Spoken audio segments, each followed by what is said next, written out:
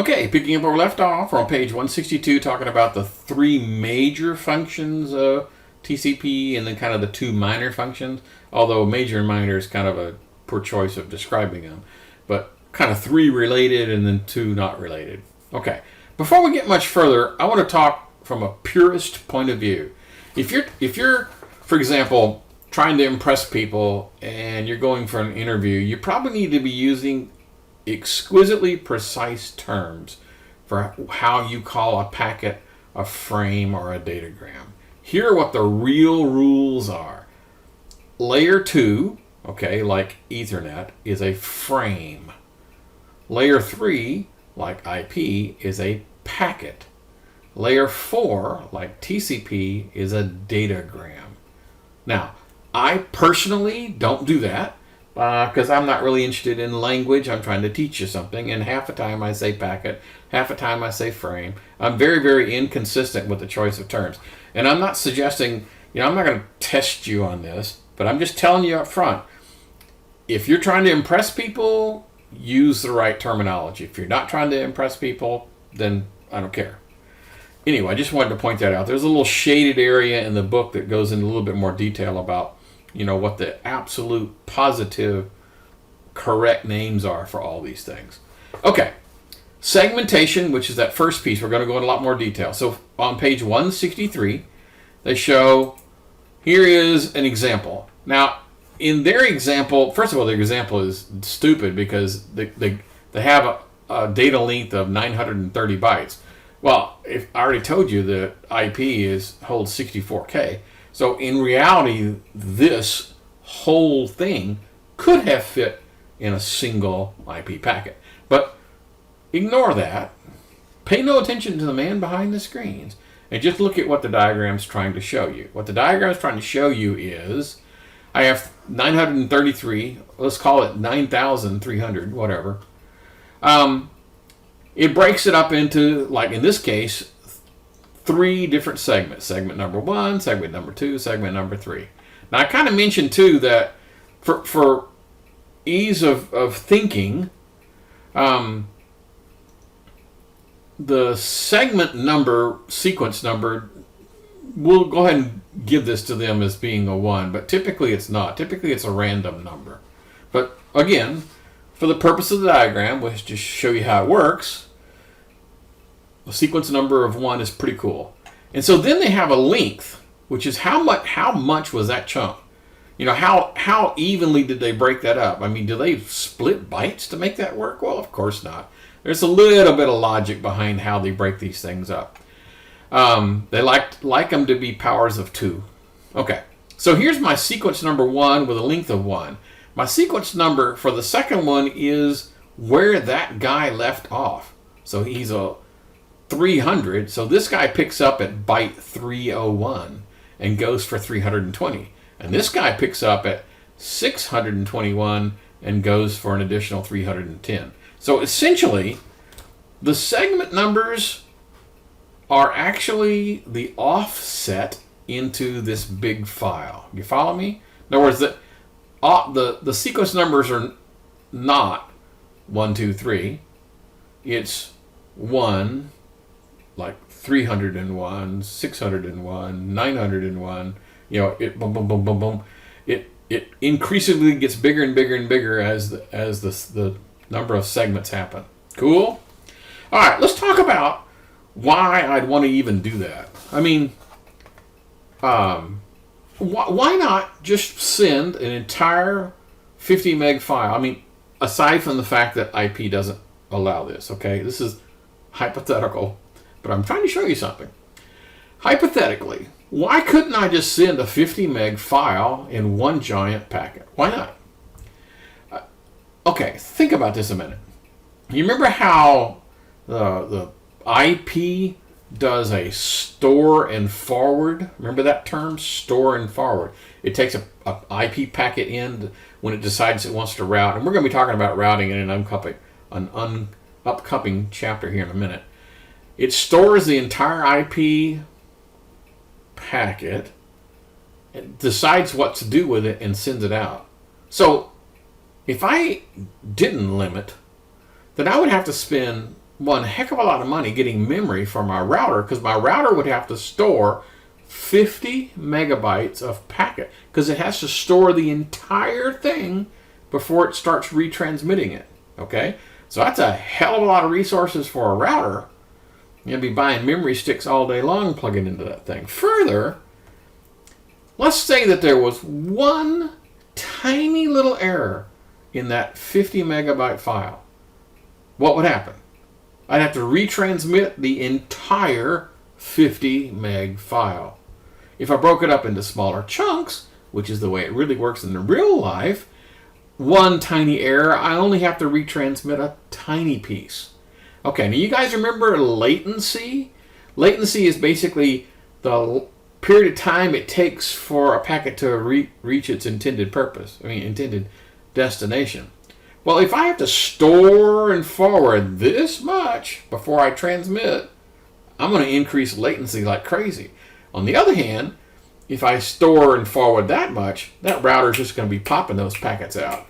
So, 3 major reasons why we didn't do it that way from a design perspective. Smaller packets means less likelihood of errors, first of all, and then the consequences of errors are a lot smaller. Fewer resources, memory, CPU, because that store and forward thing is going to kill you, and then latency. So there's 3 very good reasons why we do not just pick arbitrary numbers and say, let's create a new IP type of protocol that'll handle 50 megabytes at a whack. It's not going to happen. Okay. Now, there are some disadvantages in breaking it up into small chunks. And by the way, I don't consider 64K small, but bear with me. There is disadvantages doing this. First of all, processing segments takes a bit of resources, right? It takes CPU, it takes power, it takes memory. And if I break it up into chunks, I'm probably going to end up getting some duplicates. It's probably going to happen, which is kind of sort of bad. Kind of sort of. Okay, so that's segmentation. On page 166, they talk about the reliability piece. So the reliability piece looks like this. I'm the sender. I send a frame over here. You acknowledge the frame, and you acknowledge it by its number. For example, in this case, I got a sequence and a 300, so I'm acknowledging that I got essentially up to 301. I have 301 bytes.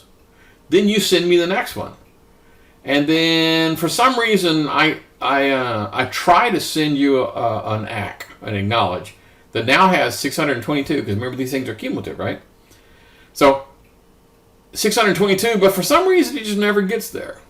So the sender basically says, well, I didn't hear back, and so unless you tell me that you have received it, I'm just going to go ahead and send it again. So I send this one a second time. And so this guy is blissfully unaware that you didn't get its transmission. So it's saying, thank you for segment number 1. Thank you for segment number 2. Thank you for segment number 2 again? So you have to decide now. It's like, thank you for sending that over, but I didn't really need it. So basically I just throw it away. Right? Okay. And so then it picks up again. All right. So duplicates are very, very possible, and the receiver, basically the responsibility of the receiver is essentially just to throw away one of them. Does it matter which one? Not really, because they're identical. Okay. Now, there is a checksum that we're going to be talking about to make sure that the fragmentation actually works. Remember, okay, let's go one more time. The difference between segmentation and fragmentation. Segmentation is taking a file at the application layer and breaking it up into big chunks to go to big chunks in layer 4 into smaller chunks in layer 4. Okay. Fragmentation is way, way, way down there at layer 3. Am I sending this over point to point?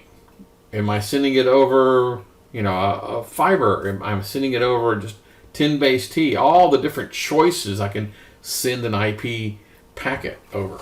Okay, so first of all, does that sound like a good test question to you guys? What's the difference between fragmentation and segmentation? What do you think? Okay, good. So let's say that I've got a bad packet. You sent me one, and I've determined by the checksum that something's wrong with this guy.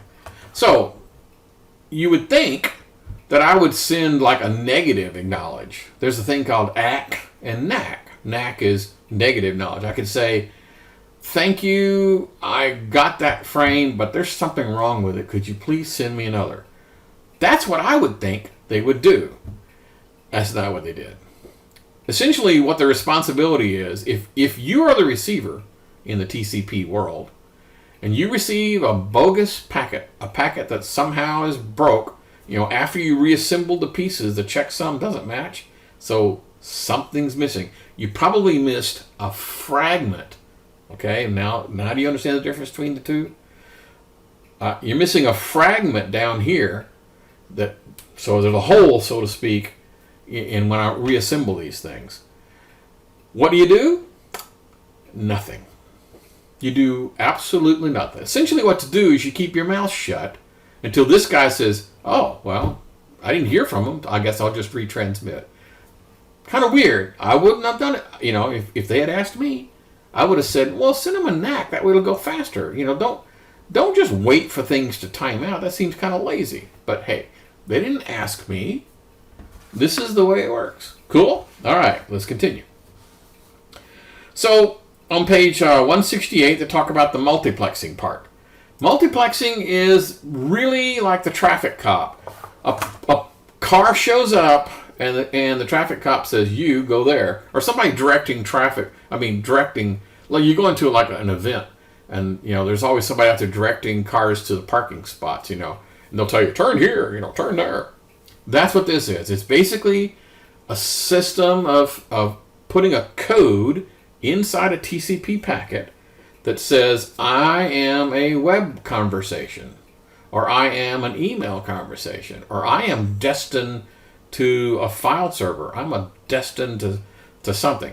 So each one of these applications basically is assigned a port number. Now, I know you guys have heard of port numbers. Like port 80 is the web, and port 25 is the traditional email, and port 443 is the secure HTTP, and all the rest of those kind of things. So here's how it works. Let's just use the web server. So I have a web server over here on port 80. When computer, send a TCP packet to this web server, that packet is going to have a port number of 80 embedded into it. Okay, the web server is going to get that, and then it's going to send back a port. Now, here's a good Trivial Pursuit question and possibly a quiz question. If port 80 is the port designed for web, what is the port number that's used for transmitting the data from the web server back to you? Is it also port 80? Well, you can see the answer here. No. It is almost randomly assigned. Essentially what happens is that when this connection occurs, this guy is going to negotiate with this guy on what port number they're going to talk over. Okay? Cool. So, port numbers are kind of weird. Actually, this is one more thing. So, just to reinforce the point for the umpteenth time, the term multiplexing here is not the traditional term of having multiple conversations going on at the same time over the same wire. Got it? Okay, good. All right. This is a good place to stop for the 15-minute mark, and we'll pick this thing up again in just a few.